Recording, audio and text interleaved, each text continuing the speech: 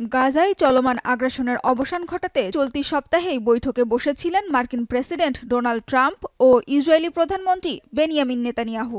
বৈঠকের পর যুদ্ধবিরতিতে পৌঁছাতে ২০ দফা পরিকল্পনা প্রস্তাব করেন ট্রাম্প। এতে সমর্থন জানান ট্রাম্পের ঘনিষ্ঠ মিত্র নেতানিয়াহুও। তাৎক্ষণিকভাবে ওই প্রস্তাবে কোনো প্রতিক্রিয়া জানায়নি ফিলিস্তিনের সশস্ত্র গোষ্ঠী হামাস।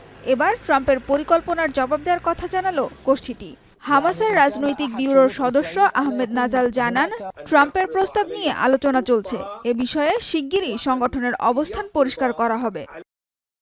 হামাসের এই ঘোষণার পর মার্কিন প্রশাসন জানিয়েছে যুদ্ধবিরতি প্রস্তাবে রাজি হতে গোষ্ঠীটিকে সময় বেঁধে দিতে পারেন ট্রাম্প। হোয়াইট হাউসের প্রেস সেক্রেটারি জানান, যুদ্ধবিরতির বিষয়ে ট্রাম্প দ্রুত হামাসের জবাব প্রত্যাশা করছেন।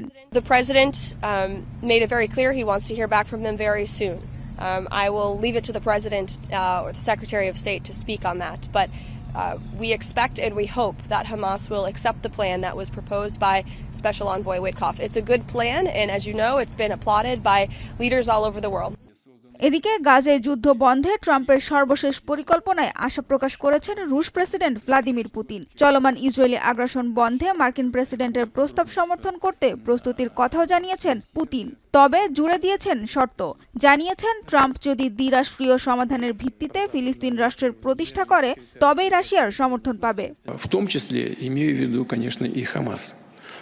У нас там к Хамас по-разному относятся, и у нас свое отношение есть. Но у нас есть контакты с Хамас.